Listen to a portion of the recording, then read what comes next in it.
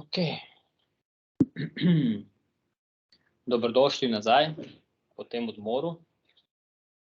I'll switch to English now because our next speaker is coming from DG Environment.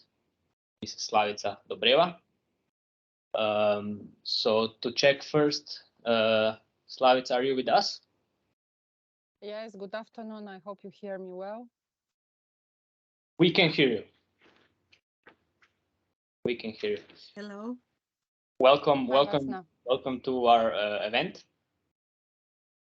I'll give the floor to you to introduce yourself, and also then continue the presentation that you prepared, which a lot of participants today are very interested to hear. We already had like an interactive session in the morning where we discussed what is of the interest to the participants, and they are all very eager to hear your presentation. So good afternoon. Yeah. I would ask you maybe to share the screen, and I give the word to you.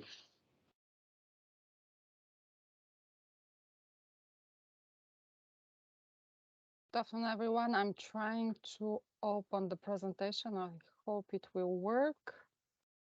My name is Slavica Dobreva. I work for DG Environment in the unit dealing with environmental rule of law and governance. And I mean, we work very closely with Vesna, who is here also present at this meeting today. And she's our regular participant and contributor to various initiatives that we have in the field of the environmental impact assessment and the strategic environmental assessment directives. I'm here today to present you quickly the Environmental Impact Assessment Directive and what are its main obligations and principles. And there was a particular request that I also focus on the screening procedure under this directive. I will start with a short overview of, I'm not sure if you see the slide. We do. You do? Okay. With a short graphic presentation of where the environmental impact assessment is positioned between the various assessments that exist within the framework of the EU environmental legislative acts that have been adopted. So with regard to policies, so far there is no particular EU legislation that regulates any assessment of policies. However, the Commission usually is doing the so-called impact assessments of its proposals, in particular for legislative proposals, where we try to look to in the various dimensions that may be affected by a given proposal that tabled by the Commission. In certain cases, however, due to a number of urgencies, this cannot be done, which was the case for the revision of the Renewable Energy Directive, which had to be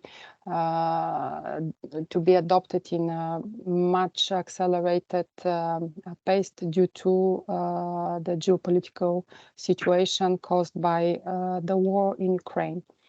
With regard to plans and programs, we have several acts, the main one being the Strategic Environmental Assessment Directive, which provides that plan or program developed in various sectors, and that set the framework for future development consent of projects shall be subject to an assessment.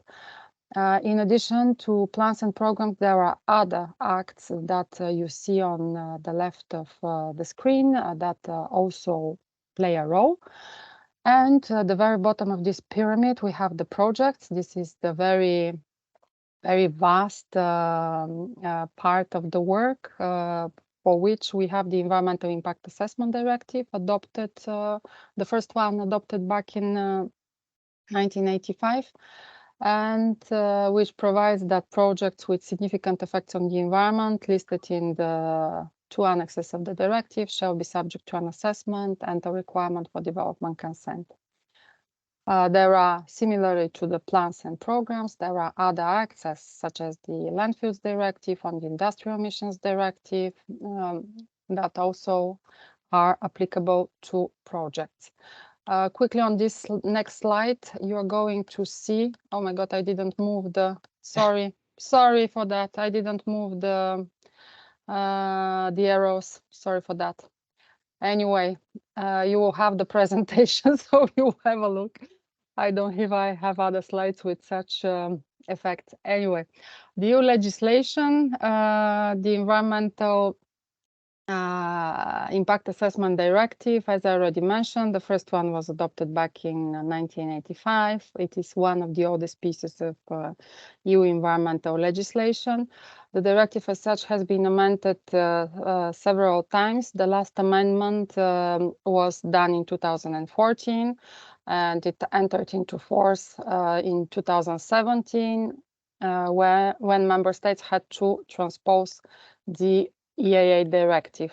I continue on this slide. You will see the EIA procedure prior to the 2014 amendment. The main steps as such I would like to mention. What you see in the boxes have not changed as such. I mean, the procedure remains as adopted initially. However, various elements of the steps of the procedures have been reinforced and supplemented with additional requirements after the 2014 amendment. For example, with regard to screening, something that we will look a bit later, we have now a new annex concerning the information that the developer has to provide to competent authorities. We have a deadline for reaching, you see that on the left, we have a deadline for taking a screening decision. With regard to scoping, no particular changes. The EIA report, we have quite revamped Annex 4, which provides what should be included in the EIA report. With regard to the information and consultation, a very important step of the EIA procedure, we have also added the regional and local authorities to the ones that need to be consulted in any case. With regard to the decision, we have also reflected on the fact that there are various member states that have the so-called separate EIA decision, or the so-called reasoned conclusion on the environmental effect of the project. So this is now clearly reflected and distinguished in the directive. The information on the decision, there are certain elements that have been revamped compared to the text of the directive before its amendment. And the final step, the monitoring, this was something that was before the amendment only mandatory for plans and programs under the SEA directive.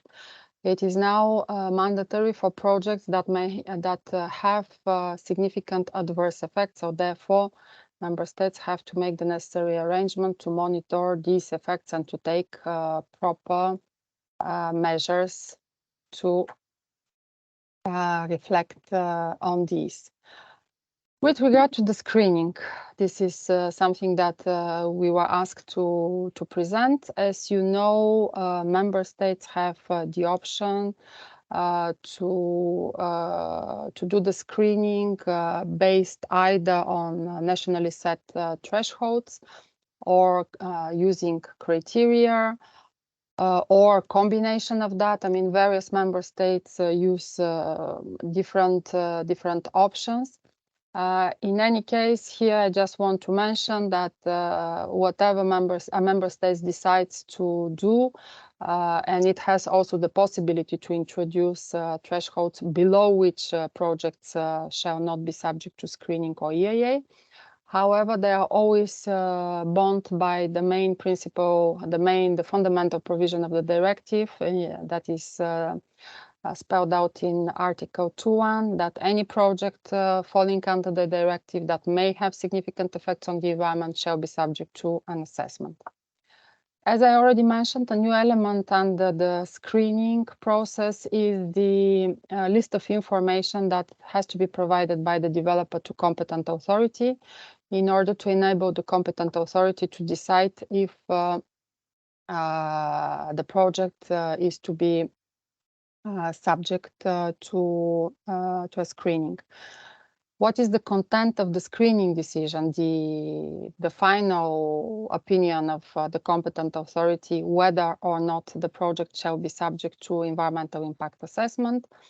Based on case law by the European Court of Justice, the provisions of the directive have been amended so that the decision has to be clearly justified, and the reasons of the competent authority for asking or not asking the project to be subject to EIA should be clearly spelled out in this decision.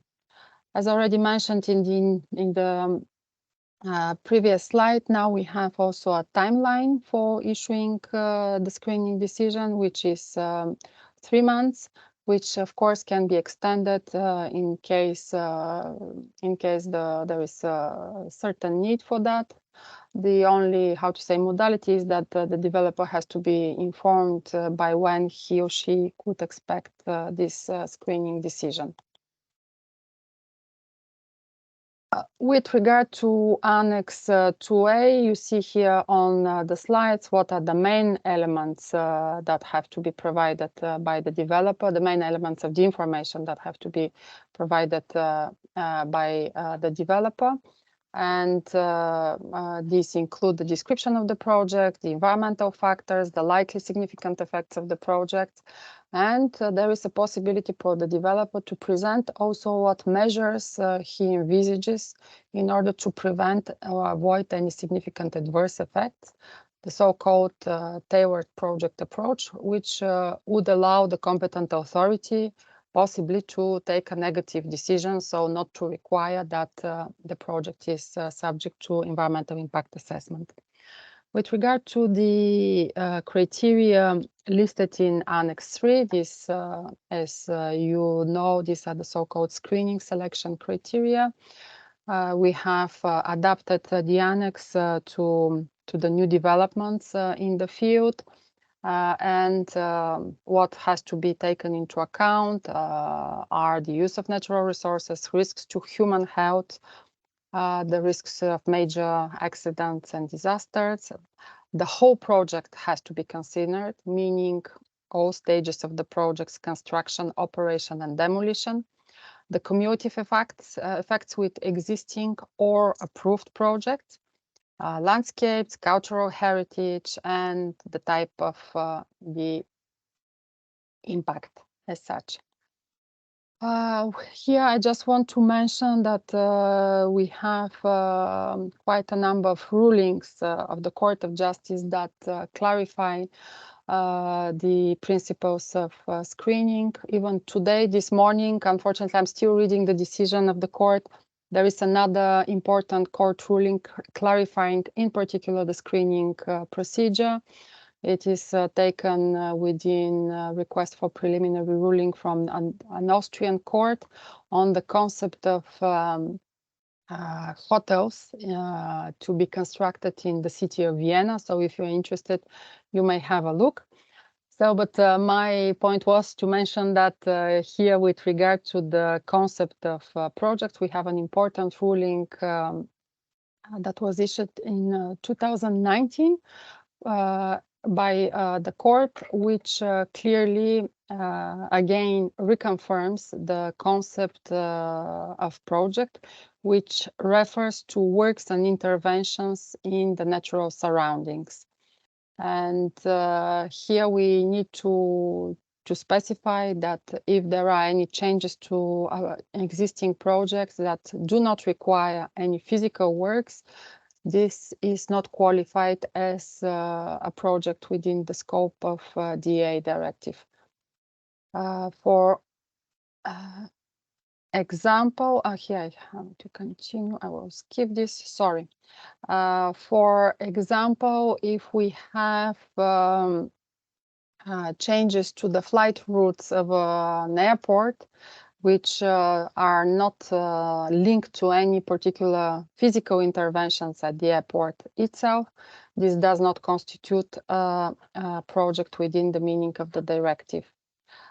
Some other important court rulings that have clarified the certain elements of the screening procedure with regard to the level of threshold. The court have confirmed in a number of cases that indeed member states have the margin of discretion to establish nationally thresholds and criteria below which projects are not to be subject to a screening or an assessment. However, as already mentioned, this has to be limited by the obligation expressed in Article 2.1 that projects with significant effects have to be subject to an impact assessment. The court also have confirmed that the thresholds and criteria set by the member states cannot exempt whole classes of projects, as this would be a breach of the directive. And also the Court of Justice has clarified that the member states are obliged to take into account all the relevant selection criteria listed in Annex 3 when they establish their national criteria or threshold. This is something that was reconfirmed also today in this ruling that I mentioned in the Austrian case. I just continue. Voila. Another important element that I already mentioned in view of the different steps of the EIA procedure with regard to cumulative effects and the concept of whole project. The court has confirmed that it is absolutely necessary to consider the project jointly, in particular where they are connected. And it is necessary to take into account the cumulative effect of such projects, which have either objective or chronological link between themselves. And here I already mentioned this ruling concerning the airport. However, there was an important further clarification by the court that stated that if there are works that are not necessarily linked to the runway that is specifically mentioned in the annex of the directive, but also concern buildings, installations, or equipment at that airport, these have to be considered as works falling within the scope of the directive, and therefore there is a need to consider if these shall be subject to an assessment if they would have significant effects on the environment. I continue with another step of the EIA procedure. This is the scoping. As I already mentioned, the changes, the amendment of the EIA directive did not change the character of the scoping. It remains voluntary. However, we pretty much advocate on any possible occasion that scoping becomes mandatory, as it has an important step in both ensuring the quality of the EIA report that is being prepared by the developer, as well as it enables shortening the procedure, the overall procedure, because it avoids ping-ponging between the competent authorities and the developer what exactly has to be included in the EIA report. Another important, very important step of the EIA procedure is the preparation of the EIA report. This is an obligation for the developer, and as I already mentioned, Annex 4 of the EIA directive has been significantly revamped, significantly amended, and I'm not going to enumerate all the specific information that has been added, because it is 3 pages of different headings that has to be considered by the developer. It is important here to mention that the developer has to take into account the results of other relevant assessments. This also helps the quality of the process and ensuring coherence between the different assessments. And this information can come from assessments that have been done at planning level under the SEA directive, or the Habitats Directive. The Habitats Directive applies both to projects and to programs, as well as the Water Framework Directive, which also has specific requirements with regard to assessment on the impacts of water bodies. You see here on the screen what a few of the new elements that have been included in the revised directive and already applicable to member states. These are the new elements on this slide. You see the new elements of the information to be included in the EIA report as per Annex 4 of the directive. But as not to lose time, I will continue. And another important element with regards to the preparation of the EIA report is ensuring the quality of this report. Something that over the years we have seen is usually something that causes quite friction either between development and competent authorities, or when the report is being subjected to public consultations. So therefore, the directive provides that the developer has to ensure that the EIA report is prepared by competent experts, as well as that the competent authority itself should either have competent experts at its disposal, has the necessary civil servants to assess this report, or it has access to such experts. I mean, if it is a small authority, therefore it may hire external experts to assess the EIA reports that has been submitted. And another important element here is that the competent authority is allowed to seek from the developer any additional information that is directly related to ensuring a proper decision on the effects of the projects. Therefore, the competent authority may request additional information that is as such not included in the EIA report, of course, provided that it has the necessary reason for that request.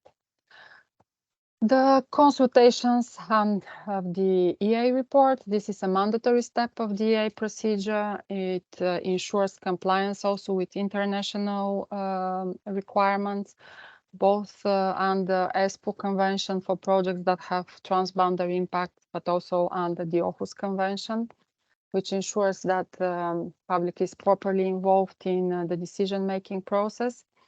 And the new elements introduced by the directive and already applied by member states is that the public has to be informed not only by the traditional public notices, but also electronically. This is now done by, I would say, virtually all member states that have somehow created portals or websites where this information can be found. The information also have to be electronically accessible to the public and via central port or other types of ports of access. This is something that so far has not created any particular problems to the member states. This is something that we see from the reports that we receive from the member states. Reasonable timeframes have to be ensured for the different phases of the decision-making process, and the directive in this respect now provides for 30 days minimum timeframe for consulting the public. Member states, of course, are allowed and encouraged also to introduce maximum timeline, because it ensures, shorter procedures and also allows for more predictability to the developers in view to know when exactly they could expect a decision. Another element, new element of the directive is that with regard to transboundary consultations, these may be conducted through a joint body if the two countries, the two parties agree on such arrangement.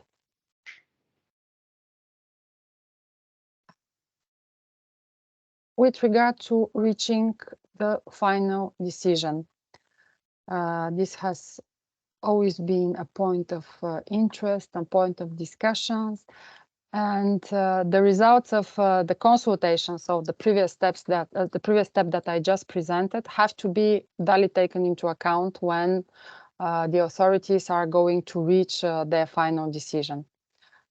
When they reach the final decision, there are certain modalities to be taken into account and respected.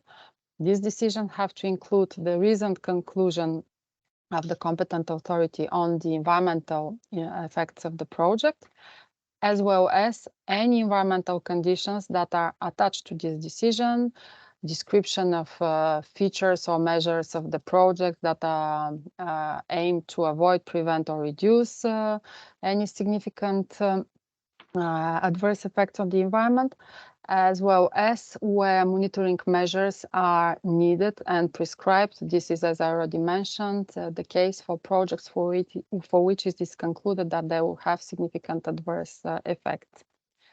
For decision to refuse the development consent, there are rare cases for that too.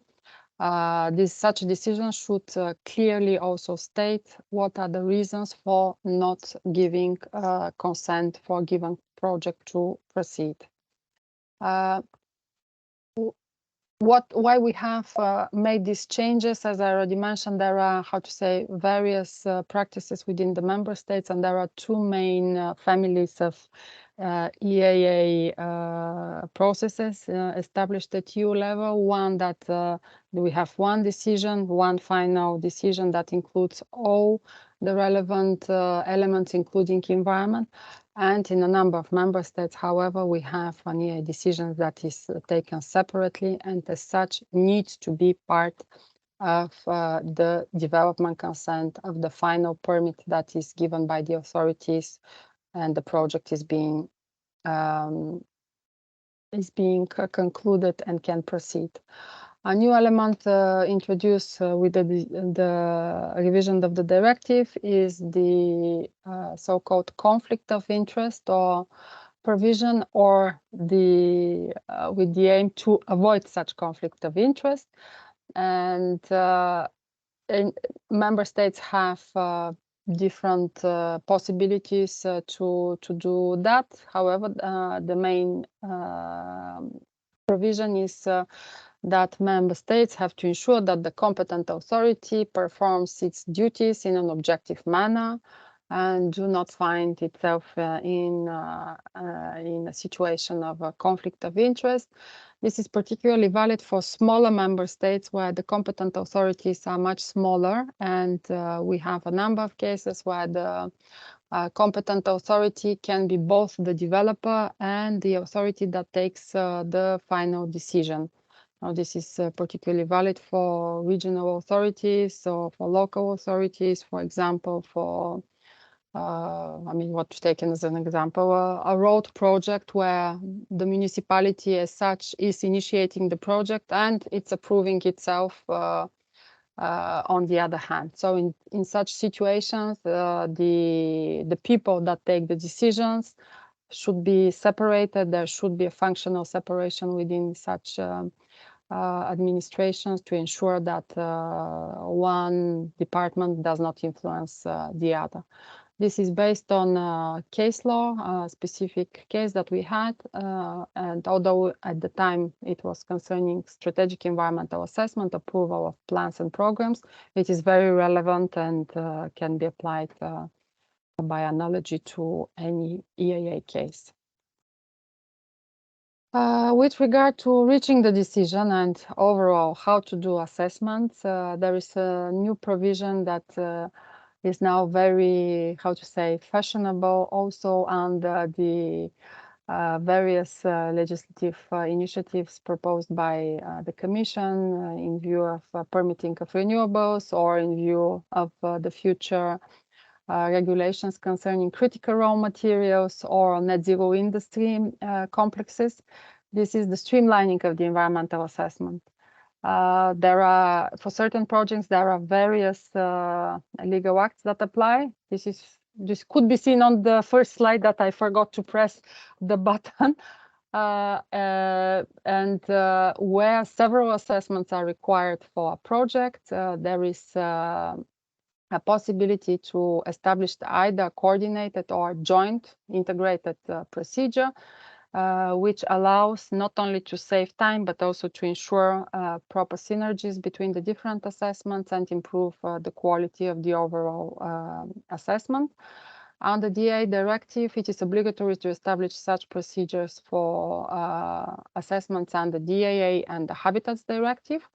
And the directive allows member states, calls to member states to possibly establish that for other assessments deriving either from water framework, industrial emissions, strategic assessments, Seveso, and so on. There are several listed in one of the recitals of the Directive 37.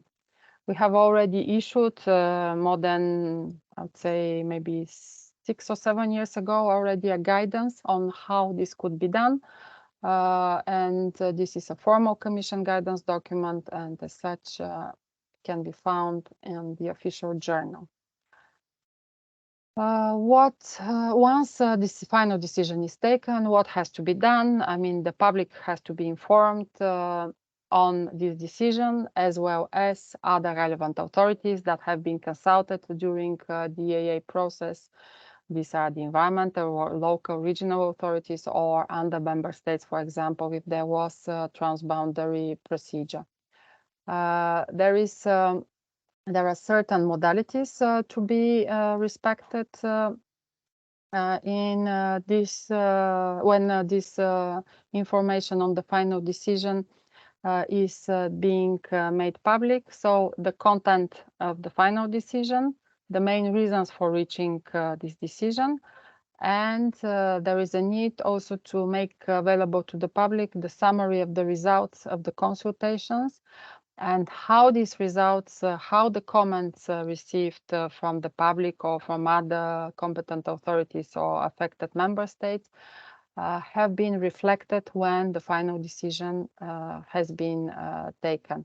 I mean, it does not mean that all comments that have been submitted have to lead to any changes to the projects, but it has to be shown that these comments have been taken into account, and if they were not addressed in the process, to say why, because they were irrelevant or were not feasible for whatever reason.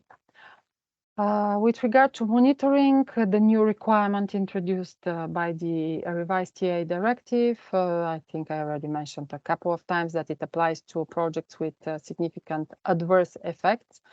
And the scope of the obligation is on the requirement to ensure measures and features to avoid, prevent, reduce, offset such effects that have to be implemented by the developer.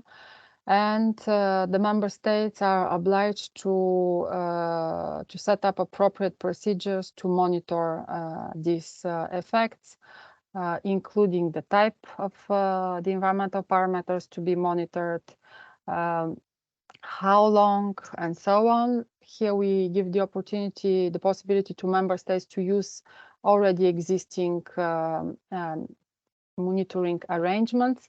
And we are aware that the majority of member states took use of this provision of the directive and use already existing monitoring arrangements in their member states, as this was mandatory under other pieces of environmental legislation. Some other important provisions of the directive. We have now a clear legal definition, for what is environmental impact assessment process. We have further, clarified the exemptions possible under the EIA directive. For example, now in view of the war in Ukraine and the energy crisis in the Union, certain member states have used the possibility to exempt certain projects from environmental impact assessment, as they need to be implemented quickly in view to secure the energy supplies in a given member state. Certain member states also use this provision in view of ensuring national defense too.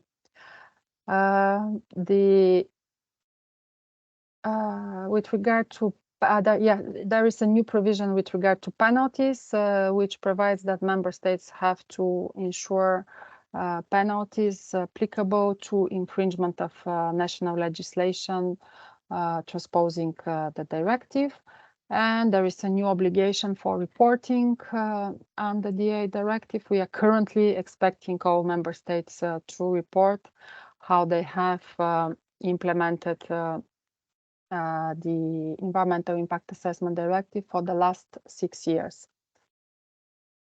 As I already mentioned on a couple of occasions, we have guidance documents that have been issued, and this is with the aim to provide to member states proper guidance how to possibly better implement certain provisions of the directive in their national legislation. Here on the slide, you see a selection of the guidance documents that we have adopted during the last years.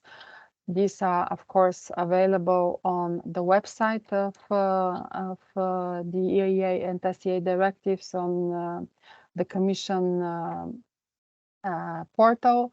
And here on the very last slide, you see where you could look for the relevant EIA directive information. And with this slide, I will finish in order to allow if there are any questions. Thank you so much. Thank you, Slavica. I think this leads us well into a discussion and the opportunity for any participants to raise any questions. And I see we have no hesitation from the audience. We have Vesna. So Vesna, go ahead. Thank you very much, Slavica, for this very substantive presentation. And I'm so glad that we can have your presentation from the Commission on this training. This training is somehow focused on renewable energy. And I wonder if there is on the way any court case related to renewable energy or even implementation of the new decree on the renewables. Thank you. Thank you, Vesna. So far, we have not seen any request for preliminary ruling. Neither so far we are planning to launch any infringement in this respect. I mean, with the exception of the ongoing infringement here. But based on the new legislation that has been adopted, not yet. First, the revision of the Renewable Energy Directive is not yet finalized. I mean, it's now the text is finalized, of course, but there is the need for all the formal approval by the Council and the Parliament. And I guess the revision will be a legal act. Sometime will be published in the official journal sometime in summer. I mean, I cannot guess. I mean, we were discussing with colleagues in DG Energy, and they are also not clear on that. Otherwise, with regard to the emergency regulation that has been adopted last December, I mean, you know that this is a council regulation, and there is a request for internal review that has been launched by a couple of NGOs. However, this is dealt by the council because, as you know, this is a council regulation and it was not adopted in a normal legislative procedure as such. I can only mention that the Commission is planning to adopt guidance document with regard to this regulation, which is due probably in the coming month, something like that. Thank you. Okay, if this answers the question, I suggest to go forward with Sabina. Sabina. Yes, thank you. Hello, and thank you for this very good presentation. My question is, do you see any complications concerning the skipping of EIA for renewables according to the regulation and obviously also directive for go-to areas for OVE? Because when we are discussing about this with our stakeholders or organizations who will be supporting this process, they see some issues because it will be a strategic assessment and they might have problems with some details that have to be assessed and should be assessed on the EIA level. Would this mean that we will have to have a lot of very detailed information already on the SEA level? This is my question. Yeah. Thank you. I hope you do you see me because I had moved something. We can hear you and see you. Okay, sorry. Excellent questions. Thank you so much. I will split into the reply to this question. The emergency regulation as such is already applicable. It is with a short term scope. You know, it's valid 18 months, and it provides for exemptions for certain types of renewable energy projects. And you have the famous Article 6 of this article that allows member states to exempt from EIA procedures more or less anything linked to renewable energy. Here, I just want to say that this is an optional provision because there you have member states may, which means that there is first a need to transpose this into the national legislation. You cannot rely on the direct applicability of the regulation because it is not member states shall, as it is for other provisions. And under the emergency regulation, you had also two conditions to respect. This is that the projects are situated in, I don't remember the exact wording. Let me just see. It's not go-to areas. It is related grid, no, sorry, grid, renewable or grid area. And this renewable or grid area, the plan for its designation should be subject to strategic environmental assessment. So the scope is quite, I would say, limited. And any possible exemption would need to first be transposed. There should be a legal provision in the national legislation, and it should meet these two provisions. With regard to the revision of the Renewable Energy Directive, under which member states will have first to establish the so-called go-to areas, or now acceleration areas under the final agreement between the co-legislators. The idea is, in order to speed up the rollout of renewable energy, to have these areas designated by the member states. And if certain projects, renewable energy projects, are located in these areas, they're exempted from environmental impact assessment and appropriate assessment if they don't have highly likely significant effects on the environment. If they are likely to have such impacts, though, they have to be subject to either appropriate or environmental impact assessment within shorter timelines. This is how to say, a structure that the Commission considers will help the speedy rollout of thousands of projects as such. I mean, member states are not obliged to establish for all types of renewable energy projects acceleration areas.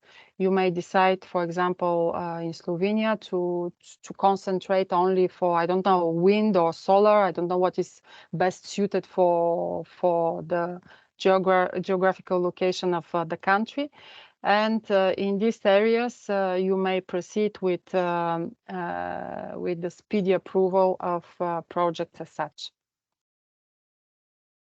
We are aware of the concerns of all sides. I mean, and this was discussed in the council and with the member states and with the parliament. This is the agreement that has been reached and is considered as an appropriate measure in view of the geopolitical situation. Okay, thank you. And as I don't know if became clear, outside acceleration areas, the procedures as such continue to apply, only in shorter timelines. Thank you.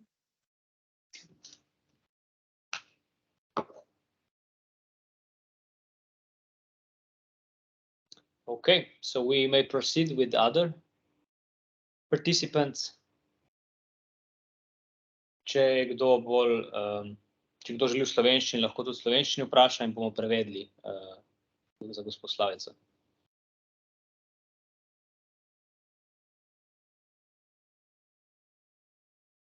So any additional questions from the audience? Please go ahead, do not hesitate.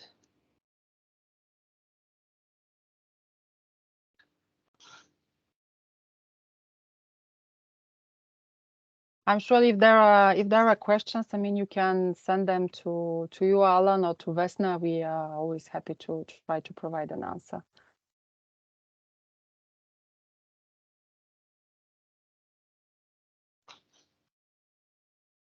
Okay, so less chance, less call.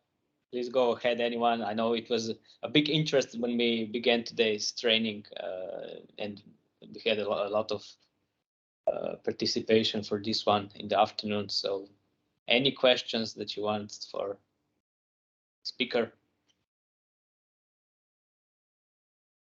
Yes, go ahead, Aleš.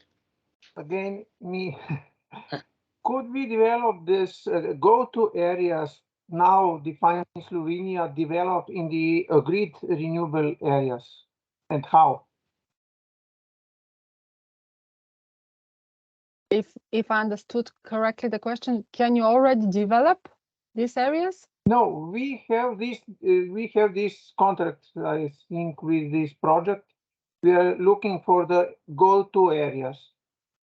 You are looking for go-to areas, but yes, we have also defined some areas with this project. We are now in this. Okay. And could these areas be developed in agreed renewable areas you mentioned before? What is the difference between two areas? I don't know if it's the answer for you or it is for maybe for Mrs. Planisic or somebody else who is taking care of this project. Well, from my side, I would say if there are areas already established, very good. I mean, it has to, of course, respect the future requirements under the revised Renewable Energy Directive. You know that there are various limitations, no Natura 2000 sites, strategic environmental assessment needed, and so on. And if this has been already established at national level, then possibly once the directive as such is in force and transposed by the member states, I mean, the projects can go on. But yes, indeed, it's more for... Pardon? It's not for you question, it's for that's it. That's why colleagues. I think it's more for Vesna. Do we have such areas in Slovenia maybe or no?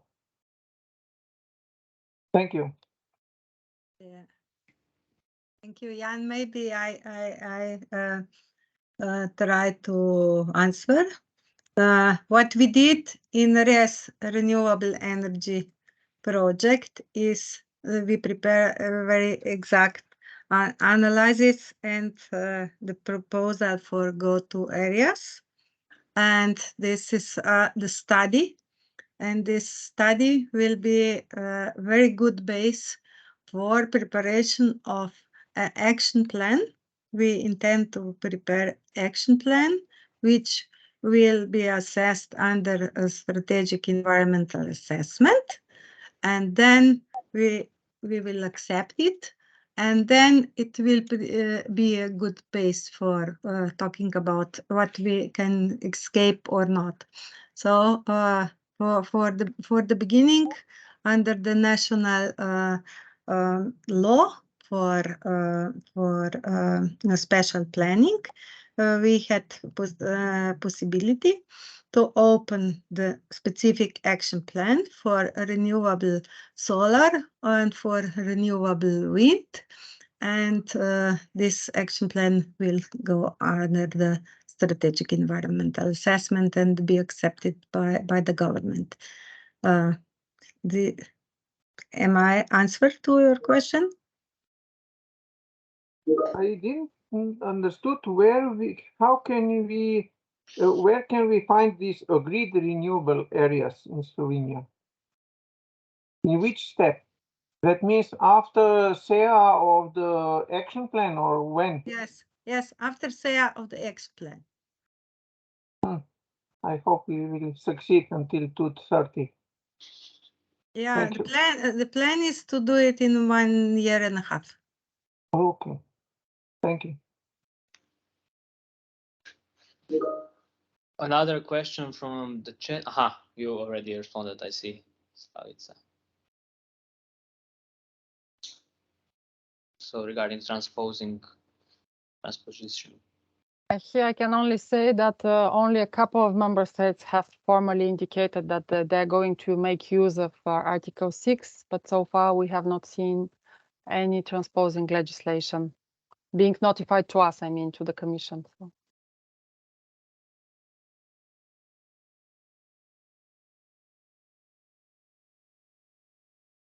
Okay.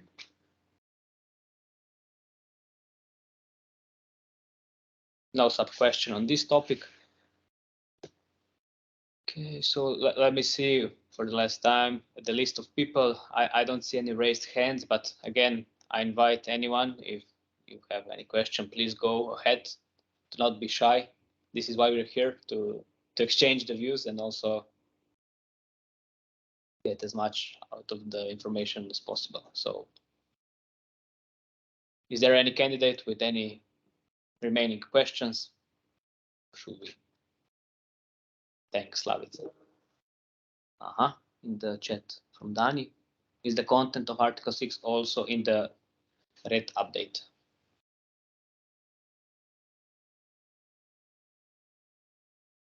I think our reply is that of writing yes to a certain extent with regard to grids. I can send maybe the final text, the chart, the final text of the political agreement reached by the member states, and you could see what has been agreed. You allow me a second.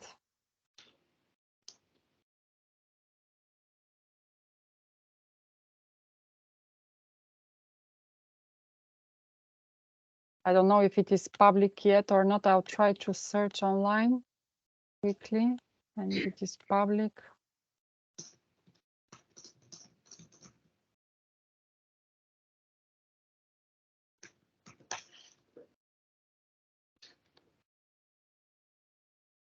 Takes a bit more time.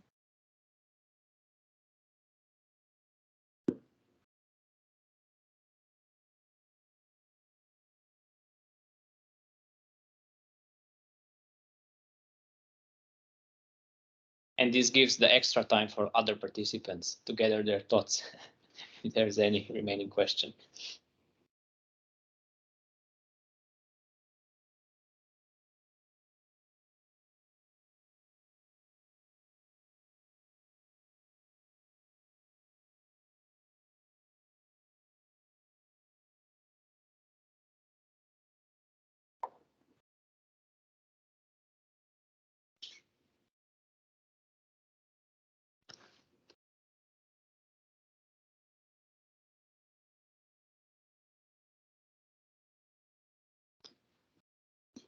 Slavica, if no one else is posing any question, I might pose one from my side. Based on our discussions throughout this project, a lot of times one question was popping out, and that was how to ensure that the EIA process. It's just the next step after SEA, and that they are not duplicating in terms of the details and also how long the procedure takes. So we know that theoretically SEA should be on a higher level, while EIA is more detailed. How to ensure that on the country level? First, there is an opportunity for member states to streamline this procedure. So I know that, for example, in Slovenia, for certain projects, you conduct both, both the SEA and EIA. So there is an option under both directives that allow for streamlining the procedures. And as such, as I already mentioned during my presentation, it allows ensuring coherence of the information that is being gathered and the quality of this information, as well as it shortens the procedure significantly as such. What I wanted to say just escaped my mind. It's true that the SEA should be. Yes, I see the question on the precautionary principle. With regard to I come back to the question of Alan. It's true that SEA applies at planning level as such, and if it is done, quite detailed, it helps a lot the EIA process if it follows it. And a lot of information for the EIA process can be gathered from the assessment that has already been done at planning level. This is also the idea behind the Renewable Energy Directive revision, which provides that the areas that are going to be set for deployment of renewables is subject to SEA. There is a detailed assessment being carried out with all the necessary modalities provided under the SEA directive. And then once projects are to be deployed, the approval benefits from what has been already done at planning level. This is not a new concept as such. It has been promoted over the years, but for various reasons in a number of member states it was not possible to work because it is at the federal state and different authorities are responsible for approval of projects and approval of plans and programs, be it because it's not possible always to envisage all the projects that will be developed in a certain area that has been subject to a strategic environmental assessment. But there are plenty of opportunities already existing under the EU legislation that allow for synergies between the two processes, and they should be looked at as complementing each other and benefiting from the existence of both. With regard to the question in the chat, elaborate a bit on the precautionary principle should be used in the EIA as well. But the precautionary principles is one of the main founding principles of the EU environmental legislation, and is as such is cited in the preambles of the EIA directive. Is there any guidance in particular on the precautionary principle? On a quick thought, not one that specifically targets this principle, but as I mentioned, as this is a founding principle of the EU environmental framework, it is in more or less any case law that is issued by the Court of Justice in the field of environment somehow touches upon this principle, as the main purpose of the environmental legislation is to ensure that there is no damage done to the environment as such.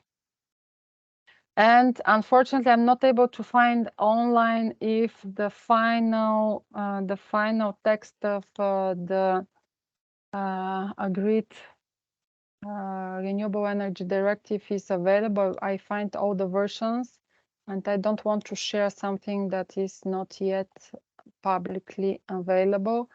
But as I mentioned, indeed, Article 6 is somehow replicated in the new directive as well with regards to grids.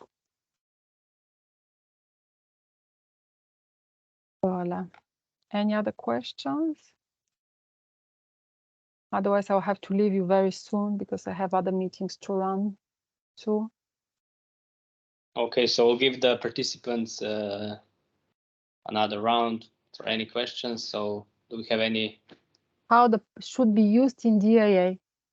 How it should be used, the precautionary principle. The precautionary principle has to ensure that there is no damage done to the environment. So in the EIA, the main purpose of the directive is to assess if there will be any significant effect on the environment, and if yes, how it can be mitigated, and if it is too significant, maybe not give an approval for a given project. Similarly for the SEA. I don't know if I answered the question as such, but I can find, I'm sure that there are some clever people that have made some studies on this, and I mean, the EIA directive and the SEA directives are probably one of the main tools to ensure that the precautionary principle is applied throughout the European Union for the purposes of approving plans, programs, and projects. I mean, how it should be used in the EIA, I mean, you should use the main spirit of this principle that no damage should be done to the environment.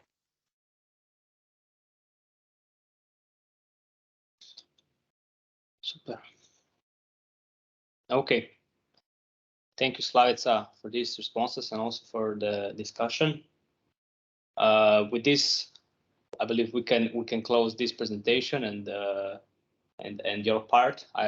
We thank you a lot in the name of the whole project consortium for joining us, and I hope we'll be in touch for future similar initiatives.